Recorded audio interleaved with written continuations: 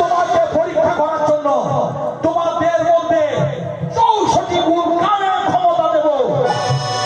তুমি কামিনী কাঞ্চনের পিছনে ঘুরে বেড়াবে। হ্যাঁ, কাক কাকুর জ্ঞান করে চলবে না, মাসি পিসির জ্ঞান করে চলবে না। শুধু তাই নয়, কলঙ্কের বোঝা নিয়ে তোমাকে ভিক্ষা করে খেতে হবে। তবু আমি হরিনাম গাইব। তৃতীয় অভিশাপ হলো, বিয়ের পরে যদি হরিনাম করো তোমার হবে অকাল মৃত্যু।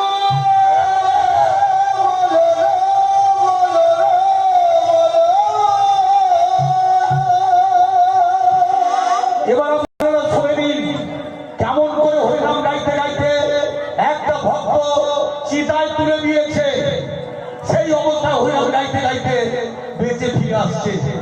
মায়েরা, আমি যাত্রার কোনো গান করিনি মা। এই হরিনামটা আমার বাপ ঠাকুরদার নাম নয় মা, এই হরিনামটা আপনাদের ভগবানের নাম। আজকে যদি হরিনাম গাইতে গাইতে এখানে আমার মৃত্যু হয়, আমার মতো ভাগ্যবান পৃথিবীতে কেউ হবে না। কিন্তু মৃত্যুর পরেও যদি হরিনাম গাইতে গাইতে বেঁচে উঠি, জেনে রাখবেন আমি একদিন ইতিহাস হব। সেই ইতিহাস সৃষ্টি করছেন ভক্তমণ্ডলী পরম ভক্ত দেবর্ষি নারদ। তাই বললে বাবা অভিশাপ দিয়েছে, মা কিন্তু অভিশাপ দেয় না। আর বাবা যদি অভিশাপ দেয়, মা যদি মাথায় হাত দিয়ে আশীর্বাদ করে, অভিশাপ হবে না। জেনে রাখবেন মায়েরা, রামের মা যখন রাম বনে চলে যাচ্ছিল, রামের মা পিছু দিক থেকে ডেকেছিল,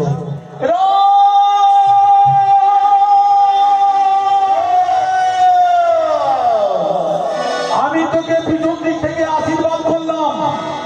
কাঁদছে, চোখে জল পড়ছে রামের মাথায় আর মুখে। শোন বাবা, তোর বিপদ আসবে, তুই বিপদকে তুচ্ছ করে আবার আমার কাছে ফিরে আসবি। আমি মা, আমি তোকে এই আশীর্বাদ করলাম। তাই ধরার চেয়ে শূন্য ভালো যদি ভুলতে যায়, আগের চেয়ে পিছিয়ে ভালো যদি ডাকে মা। মা যদি ডেকে কোন আশীর্বাদ করে, চোখে জল যদি পড়ে, কোনো ভয় থাকবে না। তাই নারদ বললে, মা তুমি এমন একটা আশীর্বাদ করো, বাবার তৃতীয় অভিশাপ কাজ হবে না। তখন নারদের মা সাবিত্রী আশীর্বাদ করলেন, বল বাবা কি আশীর্বাদ?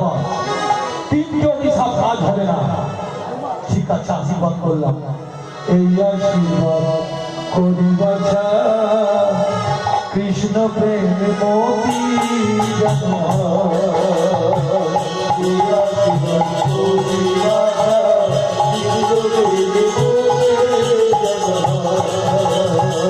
কৃষ্ণ নাম মধুর নাম, বলবি রে তুই অবিরাম। বলবি রে তুই অবিরাম। নারদ রে,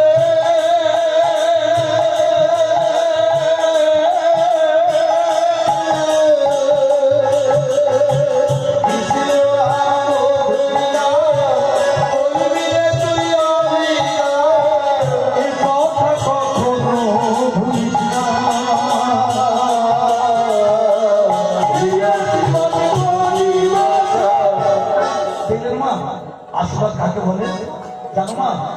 আমার মা বেঁচে থাকতে থাকতে আমাকে অনেকবার আশীর্বাদ করেছে।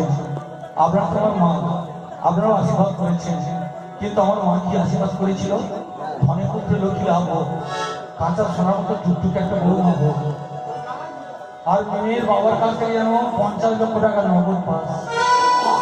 এই বস্তা ফসা আশীর্বাদ গুলো করবেন আপনাদের গ্রামে।